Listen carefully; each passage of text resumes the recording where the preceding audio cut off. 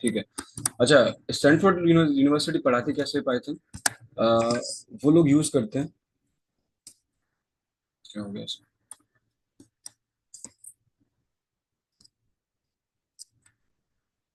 Okay.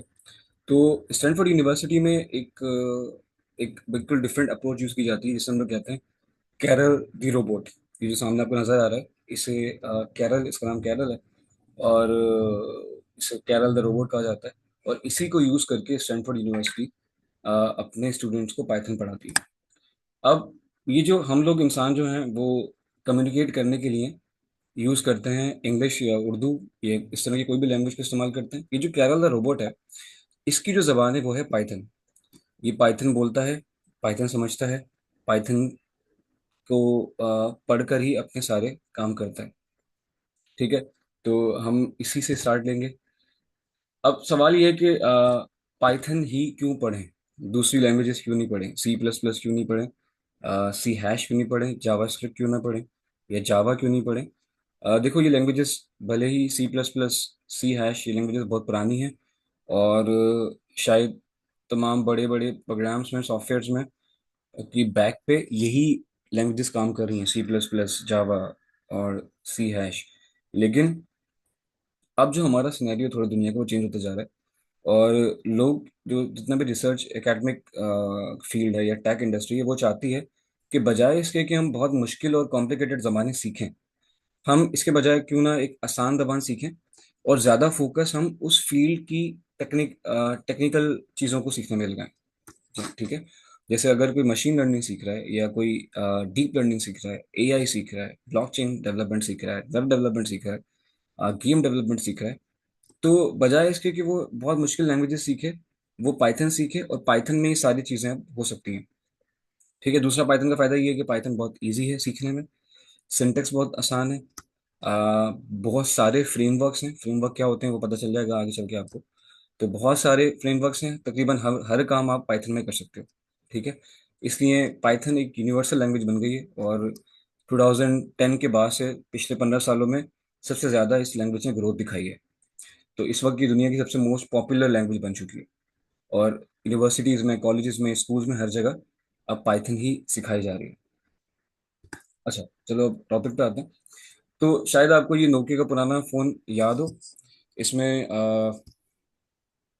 होता क्या क्या था, इसमें गेम था स्नेक रेस, आई थिंक, या स्नेक, जिसमें ये कुछ रिवॉर्ड्स होते थे जिसे आपको खाना होता था। और जितनी बार आप इसमें से किसी भी रिवॉर्ड को खाओगे, आपके जो स्नैक का साइज था ये बढ़ जाता था बाय 1 यूनिट। और हमारा टास्क ये था कि हमें जो चारों तरफ बाउंड्री है, इस बाउंड्री से टकराना नहीं है। ठीक है। तो जो कैरल द रोबोट है वो भी बिल्कुल इसी तरह की अप्रोच को फॉलो करता है। स्नैक गेम के अंदर आपके पास ये इस तरह का एक स्क्वायर शेप होती थी, उस स्क्वायर शेप के अंदर ही आपको स्नैक को घुमाना है। ठीक है। और अगर आपने दीवार से टकराए तो फिर गेम खत्म, या दीवार के बाहर आपका स्नैक नहीं जा सकता था। कैरल द रोबोट के अंदर भी हम लोग ये अप्रोच यूज करेंगे। ये हमारे पास ये जो स्क्वायर शेप नजर आ रही है आपको, रेक्टेंगुलर, जिसमें बॉक्सेस बने हुए हैं, ये कैरल की वर्ल्ड है। ये जो छोटा सा बना हुआ है 1 नंबर पे, ये कैरल द रोबोट है। हम और ये जो कैरल द रोबोट है वो इसके अंदर ही, इस इन स्क्वायर्स के अंदर ही मूव करेगा। हमें डिफरेंट टास्क दिए जाएंगे और हम वो परफॉर्म करेंगे इस बॉक्सेस के अंदर घूम के। अच्छा, अब जैसे स्नैक गेम के अंदर बेटा, ये जो है ना, आप पेन यूज नहीं करो। ठीक है, पेन वगैरह एक्सपेरिमेंट नहीं करो, डिस्टरबेंस होगी इससे। और क्योंकि आपका नाम भी शो हो रहा है कि जो कर रहा है ये। अच्छा, जब हम ये गेम खेलते थे स्नैक गेम, तो इसमें हमारे पास 4 बटन होते थे कंट्रोल के, अप, लेफ्ट, राइट, डाउन का। ठीक है। कैरल के केस में भी हम जब यूज करेंगे इसे, प्रोग्रामिंग करेंगे कैरल में, तो हमारे पास ये 4 बटन होंगे जिससे हम कैरल को इस छोटे से स्क्वायर शेप में मूव कर सकते हैं, आगे पीछे, ऊपर नीचे। ठीक है। बस डिफरेंस थोड़ा सा इसमें ये होगा कि आपके पास बटन की जगह पर 4 कमांड्स होंगी। ठीक है। पहली कमांड है मूव, दूसरी कमांड है टर्न लेफ्ट, तीसरी कमांड है पुट बीपर, और चौथी कमांड है पिक बीपर। अब ये क्या है और कैसे काम करती है, हम आगे देखते हैं। अब देखो, ये छोटी सी वीडियो है। इसमें ये है हमारा कैरल अभी जो मौजूद है जिस सूरत इस हाल में। और ये हमारा गोल है, यानी हमें इस कैरल को यहाँ से मूव करवाना है इस एंड तक। तो उसमें क्या करना पड़ेगा, आपके पास 4 बटन है, मूव का बटन है, टर्न लेफ्ट का बटन है, पिक बीपर का बटन है, और पुट बीपर का बटन है। अब मैं इसको पेन प्ले करता हूँ। अगर मैं मूव पे क्लिक करता हूँ तो ये एक स्टेप आगे बढ़ेगा। अब पिक बीपर का जो बटन है उससे क्या करेगा, जो पीस ऑफ पेपर पड़ा था इसके ऊपर, इसे हम बीपर्स कहते हैं, स्क्वायर शेप के पीसेस होते हैं पेपर के जो इस दुनिया में मौजूद होंगे, हमें उनको उठा सकते हैं, उनको रख सकते हैं हम लोग, ठीक है। पिक बीपर का मतलब है उस पीस को उठा लो, पुट बीपर का मतलब है उस पीस को वहां पर रख दो आप, ठीक है। तो जब मैंने जैसे ही यहाँ पर पिक बीपर का बटन दबाया तो इसने उस पीस को वहां पर रख दिया। उस पीस सॉरी पिक बीपर का बटन दबाया तो उसने उस पीस को वहां से उठा लिया। एक मिनट पीछे चले जाओ। यस, दोबारा देखिए। पहले हमने मूव का बटन दबाया, ये एक स्टेप आगे बढ़ेगा। उसके बाद हमने पिक पेपर का बटन दबाया तो इसने उस पेपर को उठा लिया। फिर हमने मूव दबाया तो ये आगे बढ़ गया, ठीक है, और हमारा गोल अचीव हो गया जो हम करना चाह रहे थे। सेकंड देखते हैं। अब यहाँ पर हमारा जो बीपर जो कैरल द रोबोट है वो इस पोजीशन में है। हमें इसको लेके जाना है इस पोजीशन पे, जैसे यहाँ पर ये। और यहाँ पर जाते वक्त हमें, जब हम यहाँ से गुजरे हैं तो इस स्टेप पे हमें ये जो पीस ऑफ पेपर है या बीपर है ये हमें यहाँ प्लेस करना है। अभी कैसे करेंगे? पहला स्टेप हमारा होगा मूव बटन, एक स्टेप आगे बढ़ जाएंगे। फिर टर्न लेफ्ट पे क्लिक करेंगे तो ये इसका फेस नॉर्थ की डायरेक्शन की तरफ हो जाएगा। फिर मूव किया, एक स्टेप आगे बढ़ गया। पुट द बीपर पे क्लिक करेंगे। पुट बीपर, जहाँ तक इसका मतलब है बीपर पेपर का पीस वहां पर रख दो। फिर टर्न लेफ्ट किया मुड़ने के लिए और मूव, आगे बढ़ गए। तो ये थे जिस तरह हमारे ये चार बटन्स काम कैसे करते हैं। अच्छा, यहाँ तो हमने बटन्स इस्तेमाल किए, लेकिन प्रोग्रामिंग में हम इन चारों चीज़ों को एज इंस्ट्रक्शंस यूज करेंगे, ठीक है। और उन इंस्ट्रक्शंस को कैरल जो रोबोट है वो पढ़ेगा और फिर इन ऑब्स्टिकल्स को पास करेगा, ठीक है। आगे बढ़ते हैं, लेट्स गो। ओके, अब होता क्या है जब भी हम प्रोग्रामिंग करते हैं, तो जैसे आप जब कोई डॉक्यूमेंट बनाना होता है आपको, या कोई सर्टिफिकेट क्रिएट करना होता है या बुक लिखनी होती है, तो उसके लिए हमारे पास स्पेशलाइज सॉफ्टवेयर हैं, जैसे MS वर्ड है और गूगल डॉक है, ठीक है। ऐसे ही अगर आपको स्प्रेड शीट्स बनानी है, डेटा है बहुत ज़्यादा अमाउंट के अंदर और वो शीट्स बनानी है, तो उसके लिए आपके पास स्पेशलाइज सॉफ्टवेयर है, MS एक्सेल या गूगल शीट्स, ठीक है। तो आप उनको यूज़ करके बना सकते हो। इस तरह हर काम के लिए आपके पास एक स्पेशलाइज सॉफ्टवेयर होता है जिसमें जिसको डिज़ाइन ऐसा किया जाता है कि उसमें सारे वो टूल्स मौजूद हों कि आप वो काम आराम से कर सको। इसी तरह जब आप प्रोग्रामिंग करने निकलते हो तो प्रोग्रामिंग के लिए भी हमने कुछ स्पेशलाइज टूल्स बनाए या सॉफ्टवेयर्स बनाए, जिन्हें हम लोग IDE कहते हैं, इंटीग्रेटेड डेवलपमेंट एनवायरनमेंट्स।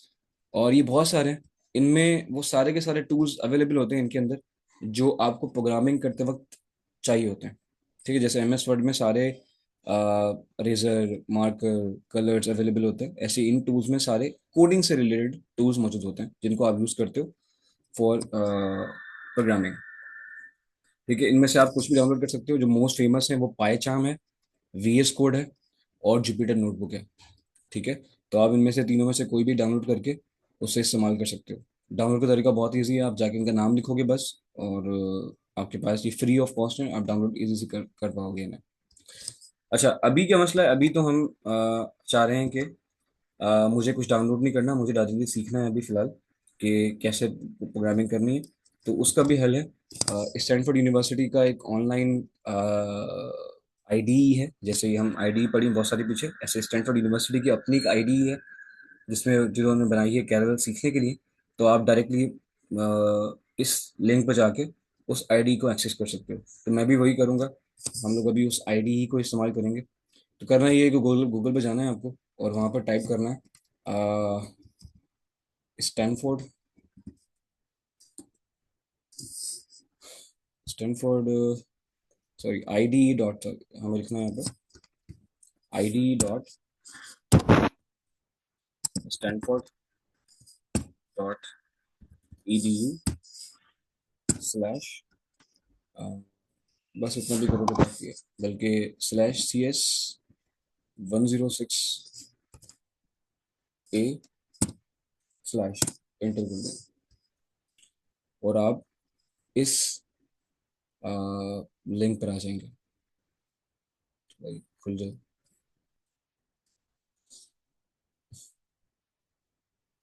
ओके, इस पे आने के बाद जब से आप जहाँ जो होम का बटन है, इस होम पे क्लिक कर देना। अगर आपके पास थोड़ा सा चेंज इंटरफेस आता है तो इस स्क्रीन के ऊपर आप आ जाओगे, इस पेज पर आप आ जाओगे।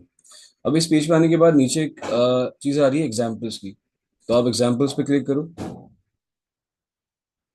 एग्जाम्पल पे क्लिक करने के बाद यहाँ पर बहुत सारी एग्जाम्पल्स हैं जिसको हम लोग यूज कर सकते हैं। तो फिलहाल मैं एक ये आक्वे जो है ये यूज कर रहा हूँ। अच्छा, ये हमारी आईडी खुल गई है, ये ऑनलाइन आईडी है। ठीक है, तो यहाँ मैंने पहले से कोड किया हुआ था, वो सेव हुआ है। ठीक है, आप लोगों के पास जो वो कुछ ऐसा शो हो रहा होगा। जब आप सेलेक्ट करेंगे ऐसे तो आपके पास ये इस तरह से शो हो जाएगा। ठीक है, अब करना क्या है यहाँ पर, इस साइड पर देखो ये अ, हमारी करंट सिचुएशन है, करंट पोजीशन है हमारे रोबोट की। और हमारा गोल क्या है, हमें इस कैरल को यहाँ से उठाकर उस तरफ लेके जाना है।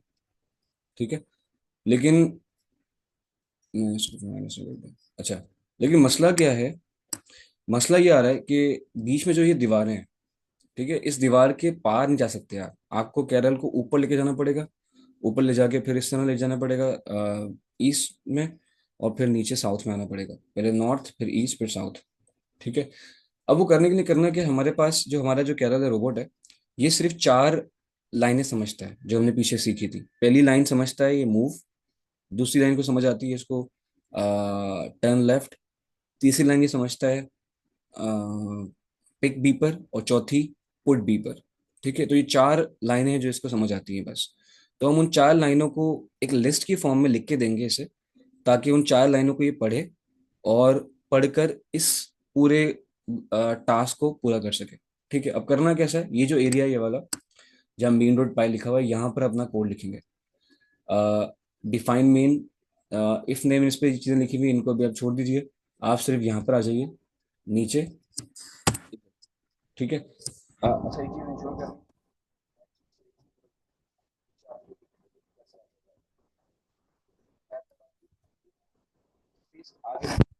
स्टार्ट करना है। ठीक है, डिफाइन यहाँ लिखा हुआ है और हमें यहाँ पर थोड़ा सा स्पेस दे के कोड लिखना है। अब लिखेंगे क्या, सबसे पहले मैं यहाँ लिखता हूँ मूव, पहली चीज, और पैरेंथेसिस आ जाएंगे आगे। पैरेंथेसिस लिखने के बाद यहाँ पर रन का ऑप्शन आएगा। एक मिनट, यहाँ आ जाए, लोडिंग कर रहा है पता नहीं क्यों।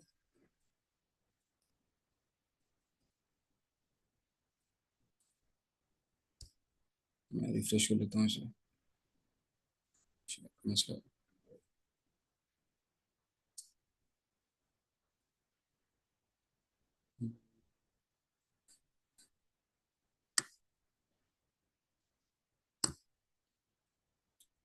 एक मिनट हो जाए, यहाँ पर रन का ऑप्शन आ जाएगा और हम रन करके देखेंगे इसे। अच्छा, तब तक जब तक ये ऑप्शन आ रहा है, किसी का कोई सवाल है, कोई जहाँ भी कहीं अब तक की जो बात मैंने की है उसमें कोई कंफ्यूजन है तो पूछ लें बेशक आप। ओके, आ गया ऑप्शन। कोई भी किसी का सवाल है तो पूछ सकते हैं आप। यहाँ तक कोई चीज़ क्लियर नहीं है तो अभी भी। ठीक है, आगे बढ़ते हैं। अच्छा, मैंने यहाँ पर मूव लिखा। मैं कह रहा हूँ कि मूव करो, और जैसे मैं रन करूंगा तो ये अपना स्टेप लेगा। अब जैसे ही मैंने रन पे क्लिक किया तो ये जब रेड लाइन शो हो जाए इसका मतलब ये एरर है। कैरल कह रहा है कि मैं ये काम नहीं कर सकता। Your code had a run time error so it stop running. तो ये कोड काम नहीं कर सकता, इसमें कोई मसला है। अब मसला क्या है कि कैरल के साथ ये ऐसा है कि जब भी जिस डायरेक्शन में इसका फेस होता है ये उसी डायरेक्शन में मूव कर सकता है। ठीक है, तो अभी इसका फेस जो है वो है ईस्ट की तरफ, लेकिन मसला क्या है कि बीच में दीवार है और ये दीवार के आर पार जा नहीं सकता। तो जब मैं मूव लिख रहा हूँ तो ये आगे जाने की कोशिश कर रहा है, बीच में दीवार आ रही है तो आगे जा नहीं पा रहा, इसलिए ये कोड एरर शो कर रहा है। ठीक है, तो पहला स्टेप हमारा क्या होगा, करें ऊपर नॉर्थ की तरफ। कमांड क्या है उसके लिए, हम लिखेंगे टर्न अंडर स्कोर लेफ्ट और पैरेंथेसिस लगा देंगे। ठीक है, रन करते हैं कोड को। अब देखो इसका फेस जो है वो ऊपर की तरफ हो गया है। ठीक है, अब मैं लिखता हूँ यहाँ पर मूव, पैरेंथेसिस लगाए, रीसेट करेंगे इसको, रन दोबारा करेंगे। ठीक है, तो इसने अब एक स्टेप बढ़ा है, पहले इसने टर्न लेफ्ट किया, फिर इसने एक स्टेप आगे बढ़ाया। ठीक है। तो अब हम कर क्या रहे हैं, बेसिकली हम इसे step by step list of instructions दे रहे हैं, एक प्रोग्राम लिख रहे हैं जिसको ये फॉलो करेगा और फॉलो करके ये इस पूरे टास्क को परफॉर्म करेगा। ठीक है। अब मैंने जब एक दफा मूव लिखा है तो ये एक स्टेप आगे बढ़ रहा है। मुझे यहाँ पर तीन स्टेप आगे बढ़ना है, यहाँ लेके आना है इसको, तो मुझे तीन दफा मूव लिखना पड़ेगा, first move, second move, third move. तो आप इसके नीचे तीन दफा मूव कर दें। मूव, ठीक है, तीन दफा मूव किया, रीसेट करो इसे, रन करो, और ये केरल आपका यहाँ तक पहुंच गया। ठीक है। अब मसला अगेन क्या है कि केरल चलो यहाँ तो पहुंच गया, इस पोजीशन पे पहुंच गया, लेकिन अब हमें इसे इस तरफ लेके जाना है। अब अगर मैं आगे दोबारा मूव लिखता हूँ तो ये ऊपर जाने की कोशिश करेगा, लेकिन हमें ऊपर तो दीवार है, ऊपर जा नहीं सकता ये। तो हमें इसे मोड़ना पड़ेगा, इस डायरेक्शन को ईस्ट की तरफ। वो करने के लिए क्या करोगे आप, एक्सपेरिमेंट करते हैं। अगर मैं लिखूं यहाँ पर turn left under score, turn under score left, और इसे रीसेट करके रन करूं, तो देखो ये अब उस तरफ फेस कर रहे हैं। ठीक है, इसने वेस्ट की तरफ फेस कर लिया, पर मुझे चाहिए इसका फेस ईस्ट की तरफ। तो दोबारा टर्न ले सकते हैं हम लोग यहाँ पर, टर्न अंडर स्कोर लेफ्ट, और ब्रैकेट लगाया, रन करते हैं दोबारा से। ठीक है। अब ये फेस नीचे की तरफ कर रहा है, पर हमें चाहिए उस तरफ, तो हम एक दफा और लिखेंगे बस, और देखें ये फिर हो जाएगा। टर्न अंडर स्कोर लेफ्ट, ठीक है, और रन करते हैं, ऊपर गया। Now that's good. ठीक है। तो हो क्या, हमने ऑब्जर्व किया कि जब भी हम टर्न लेफ्ट लिख रहे हैं तो ये 90 डिग्री क्लॉकवाइज रोटेट कर रहा है। ठीक है। अब हम यहाँ पर पहुंच गए हैं, हमारा कैरल इस तरफ फेस भी कर रहा है। अब हमें क्या करना है,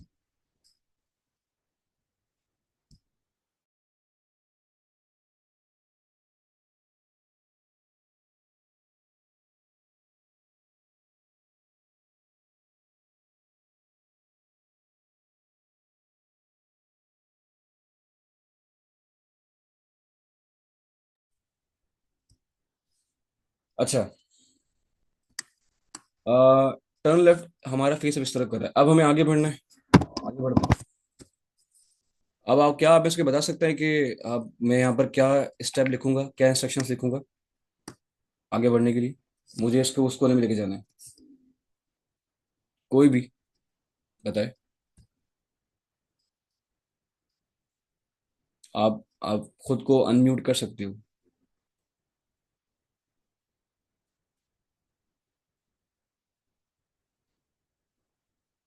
सारे गूंगे क्लास में आ गए हैं क्या यहाँ पर, मुझे ऐसा फील हो रहा है। कॉन्फिडेंस पैदा करो थोड़ा सा अपने अंदर, और बोलो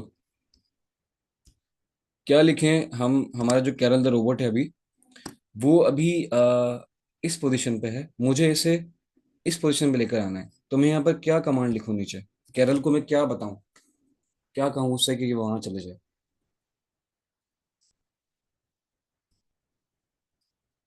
चैट में बता दो, चलो ठीक है। मूव, ठीक है, हाँ, मूव कहेंगे, ठीक है। तो कितनी दफा कहेंगे मूव, ये भी बता दें। ये पहला स्टेप, दूसरा और तीसरा स्टेप, तो कितनी दफा मूव करना पड़ेगा मुझे। 3 टाइम्स, यस। ठीक है। तो आप क्या करो सिंपली, एक तरीका ये है कि आप लिखो मूव तीन दफा, और या सिंपली ऊपर से ही लिखा हुआ है मूव, इसे कॉपी करो यहाँ से और यहाँ पर आके पेस्ट कर दो। ठीक है। और रन करते हैं, रीसेट करेंगे इससे पहले। मैं इस बॉक्स में सेट करने पहले, यस, और रन करते हैं कोड को। रोटेट किया और ये कैरल यहाँ आ गया। ठीक है। अब अगेन अगर मैं दोबारा मूव लिखता हूँ यहाँ पर तो वो एरर शो करेगा। उसकी वजह क्या है कि कैरल जो है वो आगे जाने की कोशिश कर रहा है, पर हमें कैरल को आगे नहीं भेजना, बल्कि हमें कैरल को नीचे लाना है इस पोजीशन के ऊपर। तो हमें इसका फेस पहले इस तरफ रोटेट करना पड़ेगा, नीचे की तरफ। अब मसला क्या है, कैरल जब भी हम टर्न लेफ्ट लिखते हैं तो ये 90 डिग्रीज एंटी क्लॉकवाइज घूमता है। ठीक है, यानी ऊपर की तरफ। जब मैं लिखूंगा यहाँ पर टर्न लेफ्ट तो ये ऊपर की तरफ घूमेगा एक दफा, फिर दोबारा लिखूंगा टर्न लेफ्ट तो ये पीछे की तरफ देखेगा, फिर वेस्ट की तरफ। फिर लिखेंगे टर्न लेफ्ट तो ये फिर नीचे की तरफ देखेगा। ठीक है। तो हमें अगर इसे नीचे की तरफ घुमाना है तो हमें 3 दफा टर्न लेफ्ट लिखना पड़ेगा, तब ये नीचे की तरफ रोटेट करेगा। तो मैं यहाँ कॉपी करता हूँ इन तीनों कमांड्स को, यहाँ पेस्ट करता हूँ सिंपली टर्न लेफ्ट, और रन करके देखते हैं क्या होता है। ऊपर गया, घूमा, आगे बढ़ा, घूमा, और ये यस। और लास्ट में अब हम 3 दफा और मूव कर देंगे ताकि वो नीचे आ जाए। ठीक है, कॉपी करो इसको, कॉपी करके नीचे आओ, और 3 दफा मूव, रिसेट, और ये डन। ठीक है, ये हमारा टास्क था और वो अचीव हो गया। ठीक है, अब हमें तो समझ आ गया कि कैसे हम लोग कैरल को इंस्ट्रक्शंस दे रहे हैं स्टेप बाय स्टेप। ठीक है, हमने पहले शुरुआत यहाँ से की थी, अपग्रेड टुडे, रनिंग। अच्छा, क्लास चल रही है ना अभी? 9 मिनट से मैंने, ठीक है। अच्छा, अब देखो हम थोड़ा समझते हैं कि इस पूरे इसका स्ट्रक्चर क्या है। हमें इस तो समझ आ गई बात कि ये जो सारी इंस्ट्रक्शंस हैं, कैरल इन इंस्ट्रक्शन को समझ रहा है और इन इंस्ट्रक्शंस को फॉलो कर रहा है। ठीक है, लेकिन ये ऊपर क्या लिखा हुआ है, डिफाइन मेन, ये फ्रॉम कैरल, ये क्या लिखा हुआ है, और ये नीचे if name is equals to main, ये क्या चीजें लिखी हुई हैं। तो पहली चीज जो यहाँ लिखा हुआ है from Karel dot Stanford import star, इसका मतलब होता है कि कुछ लोगों ने क्या किया है, इस कैरल रोबोट के पूरे कोड को डिजाइन किया है, और डिजाइन करके उन्होंने इस पूरे कोड का, इस पूरे डिजाइन का नाम रख दिया है कैरल डॉट स्टैंड फॉर। ठीक है, अब हम क्या कर रहे हैं, हम कह रहे हैं कि from Karel dot Stanford Karel import star, यानी हम कह रहे हैं कि इस लाइब्रेरी से सारी की सारी जो फाइल्स हैं वो इंपोर्ट कर लो, वो लेकर आ जाओ मेरी आईडीई के अंदर, ताकि मैं उसको इस्तेमाल करने लगा हूँ। ठीक है, इंपोर्ट का मतलब है, स्टार का मतलब है सारी फाइलों को लेके आ जाओ। और कहाँ से लेके आनी है, कैरल डॉट स्टैनफोर्ड, कैरल की एक लाइब्रेरी बनी हुई है जिसमें बहुत सारे कोड लिखे हुए हैं कि कैरल कैसा दिखेगा, कैरल की वर्ल्ड कैसी होगी, वो कैसे मूव करेगा, वो सारी बातें लिखी हुई हैं।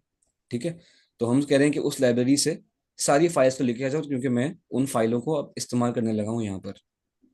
ठीक है, सेकंड, उसके बाद यहाँ लिखा हुआ है डिफाइन मेन, ये बहुत जरूरी चीज है और ये असल कोर है इस टॉपिक का। तो इसे, इसका मतलब है फंक्शन।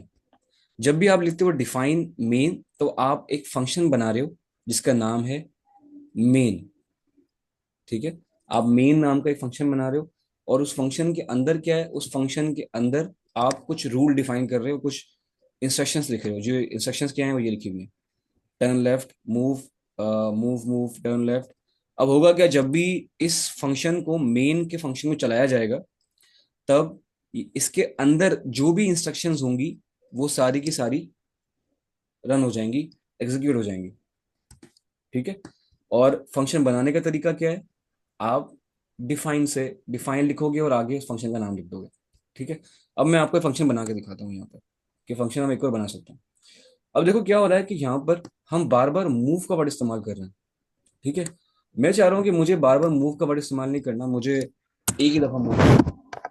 क्या करो, आप यहाँ लिखो डिफाइन, एक नया फंक्शन बनाते हैं हम लोग जिसके अंदर हम रूल डिफाइन करेंगे, मूव अंडर स्कोर 3 स्टेप्स।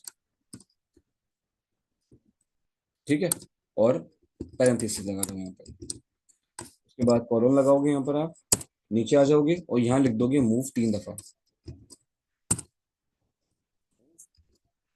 और दोबारा मूव। ठीक है, अब क्या हुआ है, जब आपने यहाँ पर लिखा डिफाइन मूव 3 स्टेप्स, तो आपने एक फंक्शन क्रिएट कर दिया, एक ऐसी चीज क्रिएट कर दी है जिसका, जिसको जब भी चलाया जाएगा तो कैरल 3 दफा 3 स्टेप मूव करेगा। ठीक है, और आपने उसके अंदर 3 स्टेप 3 दफा मूव लिख दिया। अब जहां जहां आपने 3 दफा मूव लिखा है, आपको अब 3 दफा मूव लिखने की जरूरत नहीं है, आप सिंपली ये वाला नाम इस्तेमाल करो, मूव 3 स्टेप्स। ठीक है, तो यहाँ मूव लिखा हुआ था, मैं इन तीनों मूव को हटाता हूँ यहाँ से, और यहाँ लिखता हूँ सिर्फ मैं मूव, लिखा हुआ आ गया 3 स्टेप्स, और आगे पैरेंथेसिस। अगेन यहाँ देखो 3 दफा मूव लिखा हुआ है, मुझे 3 दफा ये यूज नहीं करना, मुझे सिर्फ एक दफा यूज करना है। तो मुझे एक दफा लिखना है सिर्फ, तो उसके लिए मैं तीनों को हटाऊंगा यहाँ से, और यहाँ लिखूंगा मूव 3 स्टेप्स, पैरेंथेसिस। अगेन यहाँ पर देखो मूव 3 दफा लिखा हुआ है, यहाँ पर लिखो मूव 3 स्टेप्स। ठीक है। तो अब क्या होगा, जब जब कैरल को 3 दफा मूव करवाना है हमने, ये फंक्शन वहां पर ऐड कर दिया है।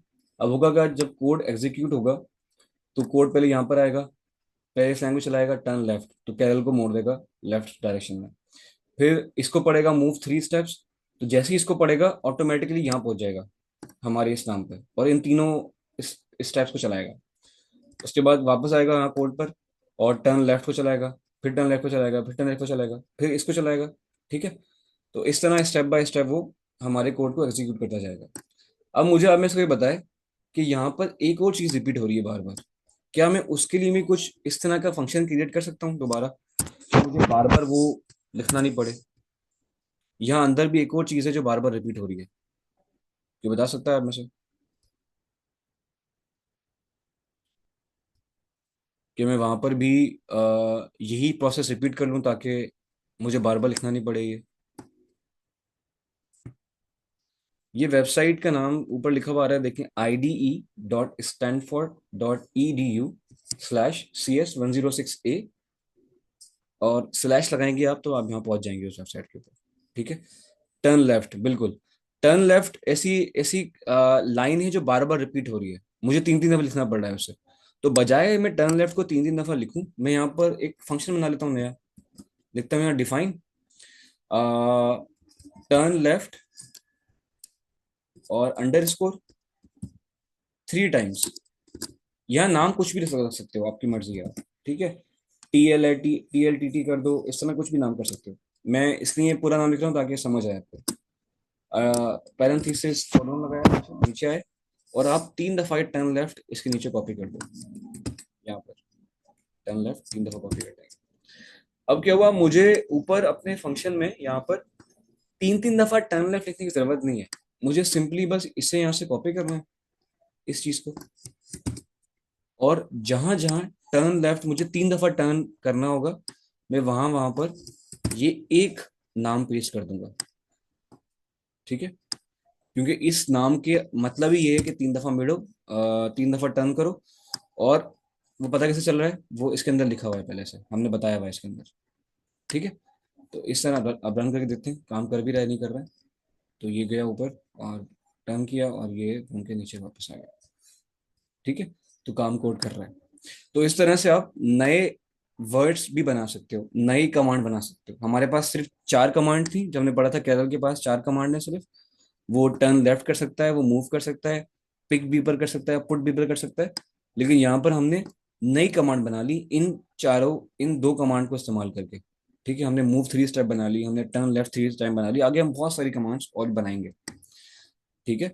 तो फंक्शन क्लियर हुआ, फंक्शन क्या कर रहा है। फंक्शन कोई ऐसी चीज है, एक ऐसा नाम है जिसके जिसको जब आप चलाते हो तो उसके अंदर जो रूल डिफाइन हुए हैं, जो अंदर लिस्ट बनी हुई है उसके अंदर स्टेप्स काम करने की, वो पूरी लिस्ट चल जाती है स्टेप बाय स्टेप। या फंक्शन को समझ लो आप, ऐसी चीज है फंक्शन जिसके अंदर आप कुछ डालते हो, वो आपको प्रोसेस करता है और आपको आउटपुट देता है। ठीक है। क्लियर तो मुझे बताएं, क्लियर हो गया है? ये अगर कोई इश्यू है तो पूछिए मुझसे। सर इसमें करना क्या है? अली ने इरफान लेफ्ट। इसमें क्या करना है, पाइथन में एक चीज बार बार इस्तेमाल होती है, फंक्शंस। तो हम ये फंक्शंस ही सीख रहे हैं कि फंक्शन क्या होते हैं, कैसे काम करते हैं। तो हमने भी देखा है कि फंक्शन बनाते कैसे हैं। हमने देखा कि अगर मुझे एक मेन का नाम का फंक्शन बनाना है, तो मैं लिखूंगा डिफाइन और मेन लिख दूंगा, उसके बाद उसके अंदर जो जो मुझे काम करने हैं वो सारे मैं नीचे डिफाइन कर दूंगा। ठीक है। ऐसे ही अगर मुझे मूव का फंक्शन बनाना है, मुझे किसी चीज कैरल को 3 दफा मूव करना है, तो मैंने डिफाइन लिखा पहले, उसके बाद एक फंक्शन क्रिएट किया मूव 3 स्टेप्स। अब जब जब मैं इस फंक्शन को चलाऊंगा तब तब इसके अंदर जो बात लिखी हुई है, जो रूल लिखे हुए हैं, वो एग्जीक्यूट हो जाएंगे। तो इसके अंदर जो रूल थे वो 3 दफा मूव करना है। तो जब जब मैं इसको लिख रहा हूँ ऊपर, तो हमारा कैरल 3 दफा मूव कर रहा है। तो यार पूछे, क्लियर है? ठीक है। फंक्शन समझ आ गए। वैसे लोग शुरू जो जितने भी आप कोर्सेज देखोगे यूट्यूब पर हर जगह पर, वहां जब भी कोर्सेज शुरू होता है तो वो शुरू होता है हेलो वर्ल्ड से। पर हम हेलो वर्ल्ड बाद में करेंगे। ठीक है। क्योंकि हेलो वर्ल्ड लिखने के लिए भी एक फंक्शन इस्तेमाल होगा। और अगर पता ही नहीं आपको फंक्शन क्या होता है, तो फिर आप उसको यूज नहीं कर सकते। ठीक है। ये क्लास प्रोग्रामिंग की है। ठीक है, ये Python for data science and AI की क्लास है। जो बच्चे पाइथन सीख जाएंगे इस क्लास को लेकर, वो लोग आगे मशीन लर्निंग और डेटा साइंस के बोर्ड कैंप का हिस्सा बन पाएंगे। ठीक है। ये मैंने रिकॉर्डिंग भी कर ली, और मैं इसकी रिकॉर्डिंग कोशिश करूंगा कि अपलोड कर दूं, लेकिन मसला ये होता है कि मैं रिकॉर्डिंग करने में काफ़ी टाइम वो लग जाता है, अपलोड करने में उन चीज़ों में। तो बेहतर है कि आप ऑनलाइन क्लास लो डेली बेसिस पे। आ, सर एक डाउट है। हाँ, पूछिए। सर इन सब के बीच में